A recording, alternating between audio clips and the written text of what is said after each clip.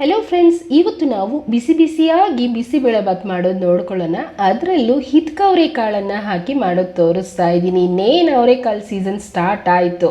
ಈ ರೀತಿ ಬಿಸಿಬೇಳೆಬಾತ್ ಟ್ರೈ ಮಾಡಿ ನೋಡಿ, ಖಂಡಿತ ಮನೇಲಿ ಎಲ್ಲರೂ ಇಷ್ಟಪಡ್ತಾರೆ. ಪದೇ ಪದೇ ಮಾಡ್ತಾ ಇರ್ತೀರ, ಅಷ್ಟು ಚೆನ್ನಾಗಿರುತ್ತೆ. ಮೊದಲನೇದಾಗಿ ಒಂದು ಬೌಲಲ್ಲಿ 1 ಕಪ್ಪಷ್ಟು ರೈಸು, ಅಂದರೆ ನಾರ್ಮಲಾಗಿ ನೀವು ಮನೇಲಿ ಬಳಸ್ತಿರಲ್ವ ಅದೇ ರೈಸನ್ನೇ ಹಾಕ್ಕೊಳ್ಳಿ. ಹಾಗೆ ಅದೇ ಕಪ್ಪಲ್ಲಿ 1 ಕಪ್ಪಷ್ಟು ಹಿತ್ಕವರೆಕಾಳನ್ನು ಸೇರಿಸ್ಕೊಳ್ತೀವಿ.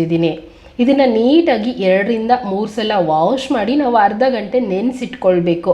ಬಿಸಿಬೇಳೆಬಾತ್ ಸಾಫ್ಟಾಗಿ ಬರಬೇಕು ಅಂದರೆ ಚೆನ್ನಾಗಿ ರೈಸನ್ನು ನೆನೆಸಿಡಬೇಕಾಗುತ್ತೆ. ಓಕೆ, ಇದು ನೆನೀತಾ ಇರಲಿ. ಅಷ್ಟರಲ್ಲಿ ತರಕಾರಿ ಕಟ್ ಮಾಡಿ ಇಟ್ಕೊಂಡಿದ್ದೀನಿ ನೋಡಿ. ಈ ರೀತಿ 2 ನವಿಲುಕೋಸು, ಹಾಗೆಯೇ 6 ಬೀನ್ಸ್ ತೊಗೊಂಡಿದ್ದೀನಿ, 1 ಈರುಳ್ಳಿ ಕಟ್ ಮಾಡಿ ಇಟ್ಟಿದ್ದೀನಿ, 3 ಕ್ಯಾರೆಟ್ ತೊಗೊಂಡಿದ್ದೀನಿ. ಇದ್ರ ಜೊತೆಯಲ್ಲಿ ನೀವು ಬೇರೆ ತರಕಾರಿಗಳು ಹಾಗೆಯೇ ಹಸಿ ಬಟಾಣಿ ಈ ಥರ ಎಲ್ಲ ಸೇರಿಸಿ ಮಾಡ್ಕೊಳ್ಬೋದು.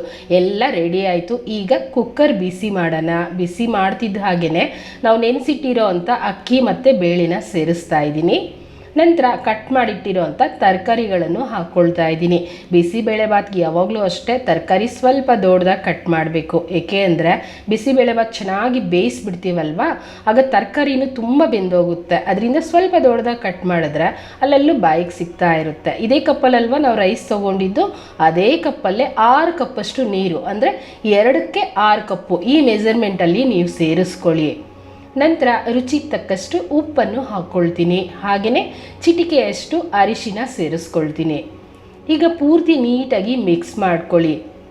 ನಂತರ ಕುಕ್ಕರ್ ಲಿಡ್ಡನ್ನು ಕ್ಲೋಸ್ ಮಾಡಿ 4 ಅಥವಾ 5 ವಿಸಿಲ್ ಕೂಗಿಸ್ಕೊಳ್ಳಿ. ಮೆತ್ತಗೆ ಬೇಯಬೇಕು. ಇದು ಬೇಯ್ತಾ ಇರಲಿ, ಅಷ್ಟರಲ್ಲಿ ಒಂದು ಮಸಾಲೆ ರೆಡಿ ಮಾಡೋಣ.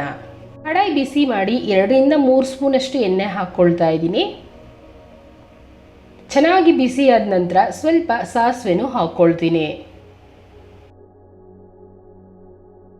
ಸಾಸಿವೆ ಸಿಡಿತಾ ಇದೆ ಅಲ್ವಾ, ಈಗ 2 ಬ್ಯಾಡಗೆ ಮೆಣಸಿನ್ಕಾಯಿ, 2 ಕಡ್ಡಿ ಕರಿಬೇವನ್ನು ಹಾಕ್ತಾ ಇದ್ದೀನಿ. ಹಾಗೆಯೇ 3 ಟೊಮೊಟೊನ ಹಾಕ್ಕೊಳ್ತಾ ಇದ್ದೀನಿ. ಹಣ್ಣಾಗಿರೋವಂಥ ಟೊಮೊಟೊ. ಈ ಟೊಮೊಟೊ ಪೂರ್ತಿಯಾಗಿ ಮೆತ್ತಗಾಗಬೇಕು. ಅದಕ್ಕೆ ನಾವು ಒಂದು ಸ್ವಲ್ಪ ಉಪ್ಪನ್ನು ಹಾಕ್ಕೊಂಡ್ಬಿಟ್ರೆ ಬೇಗ ಮೆತ್ತಗಾಗೋಗುತ್ತೆ. ಹಾಗೆ ಒಗ್ಗರಣೆಗೆ ಎಷ್ಟು ಬೇಕೋ ಅಷ್ಟು ಉಪ್ಪನ್ನು ಸೇರಿಸಿ ನೀಟಾಗಿ ಫ್ರೈ ಮಾಡ್ಕೊಳ್ತೀನಿ. ನಾವು ಟೊಮೊಟೊನ ಬೇಯೋದಕ್ಕೆ ಹಾಕೋದಕ್ಕಿಂತ ಈ ರೀತಿ ಫ್ರೈ ಮಾಡಿ ಹಾಕ್ಕೊಂಡ್ರೆ ಬೇಳೆಬಾತ್ ತುಂಬ ರುಚಿಯಾಗಿ ಬರುತ್ತೆ. ನೋಡಿ, ಈ ಥರ ಮೆತ್ತಗಾಯ್ತಲ್ವ.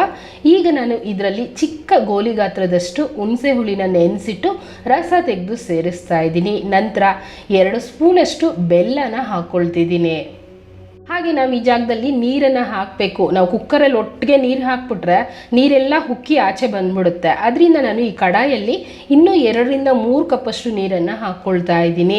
ನೋಡಿ, ನೀರು ಇದರಲ್ಲಿ ಬೇಯಿಸ್ಬಿಟ್ಟು ನಂತರನೂ ಹಾಕ್ಬೋದು. ಈಗ 1 ಟೀ ಸ್ಪೂನಷ್ಟು ಅಚ್ಕಾರದ ಪುಡಿ ಹಾಕ್ಕೊಳ್ತಾ ಇದ್ದೀನಿ. ಹಾಗೆಯೇ 4 ಟೇಬಲ್ ಸ್ಪೂನಷ್ಟು ಬಿಸಿಬೇಳೆಬಾತ್ ಪೌಡರನ್ನು ಹಾಕ್ಕೊಳ್ತಾ ಇದ್ದೀನಿ. ಹೋಮ್ ಮೇಡ್ ಆದರೂ ತೊಂದರೆ ಇಲ್ಲ, ಅಥವಾ ಪ್ಯಾಕೆಟ್ಸ್ ತೊಗೊಂಬಂದರೂ ತೊಂದರೆ ಇಲ್ಲ. ಸೇರಿಸಿ ನೀಟಾಗಿ ಮಿಕ್ಸ್ ಮಾಡಿ ಚೆನ್ನಾಗಿ 2 ರಿಂದ 3 ಕುದಿ ಬರೋವರೆಗೂ ಕುದಿಸ್ಕೊಂಬಿಡಿ. ಓಕೆ, ನೋಡಿ ಸಾಫ್ಟಾಗಿ ಒಂದು ರೀತಿ ಪಲಾವ್ ಟೈಪಲ್ಲಿ ನಮಗೆ ರೆಡಿ ಆಗಿದೆ ಅಲ್ವಾ. ಈಗ ಸ್ಪೂನಲ್ಲಿ ಚೆನ್ನಾಗಿ ಮ್ಯಾಶ್ ಮಾಡ್ಕೊಳ್ತಾ ಮಿಕ್ಸ್ ಮಾಡ್ಕೊಳ್ಳಿ. ಏಕೆಂದರೆ ಬಿಸಿಬೇಳೆಬಾತ್ ಯಾವಾಗಲೂ ಅಷ್ಟೇ ಸಾಫ್ಟಾಗಿದ್ದರೆ ತಿನ್ನೋದಕ್ಕೆ ಅಷ್ಟೇ ಚೆನ್ನಾಗಿರುತ್ತೆ. ಓಕೆ, ಇದು ಮಿಕ್ಸ್ ಆಗ್ತಿದ್ದ ಹಾಗೆಯೇ ನಮಗೆ ಮಸಾಲೆ ಸಹ ಕುದೀತಾ ಇದೆ. ಈಗ ಸ್ಟವನ್ನು ಆಫ್ ಮಾಡಿ ಇದು ತೆಗೆದು ನಾನು ಕುಕ್ಕರಲ್ಲಿ ಸೇರಿಸ್ಕೊಳ್ತೀನಿ. ಸೇರಿಸಿದ ನಂತರ ನೀಟಾಗಿ ಮಿಕ್ಸ್ ಮಾಡ್ಕೊಳ್ಳಿ. ನಾನು ತೋರಿಸೋ ಮೆಥಡಲ್ಲೇ ನೀವು ಸ್ಟೆಪ್ ಬೈ ಸ್ಟೆಪ್ ಮಾಡಿಕೊಂಡ್ರೆ ರುಚಿಯಾದಂಥ ಬಿಸಿಬೇಳೆಬಾತ್ ರೆಡಿ ಆಗುತ್ತೆ ಫ್ರೆಂಡ್ಸ್.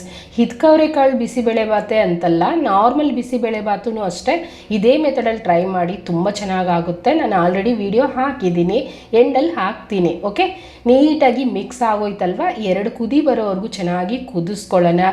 ಥಿಕ್ನೆಸ್ ನೋಡ್ಕೊಳ್ಳಿ. ಇನ್ನೂ ಬೇಕು ಅಂದರೆ ಒಂದು ಸ್ವಲ್ಪ ಬಿಸಿ ನೀರು ನೀವು ಆ್ಯಡ್ ಮಾಡ್ಕೊಳ್ಬೋದು. ಓಕೆ, ಫೈನಲಿ ರೆಡಿ ಆಗೋಯ್ತು. ನನಗಂತೂ ಪರ್ಫೆಕ್ಟಾಗಿದೆ ಥಿಕ್ನೆಸ್ಸು. ನೀವೊಂದು ಸ್ವಲ್ಪ ಹೊತ್ತು ಬಿಟ್ಟು ತಿಂತೀನಿ ಅಂದರೆ ಇನ್ನು ಸ್ವಲ್ಪ ತೆಳ್ಳಗೆ ಮಾಡಿಕೊಂಡ್ರೆ ಚೆನ್ನಾಗಿರುತ್ತೆ. ಈಗ ಸ್ಟವನ್ನು ಆಫ್ ಮಾಡ್ಕೊಳ್ತೀನಿ. ಇದ್ರ ಜೊತೆಲಿ ನೀವು ಖಾರ ಬುಂದಿ ಅಥವಾ ಆಲೂ ಚಿಪ್ಸು ಯಾವ್ದು ಬೇಕೋ ಅದನ್ನು ನೀವು ಸರ್ವ್ ಮಾಡ್ಕೊಳ್ಬೋದು. ಓಕೆ, ಈಗಂತೂ ಪ್ಲೇಟಲ್ಲಿ ಸರ್ವ್ ಮಾಡ್ಕೊಳ್ಳೋಣ.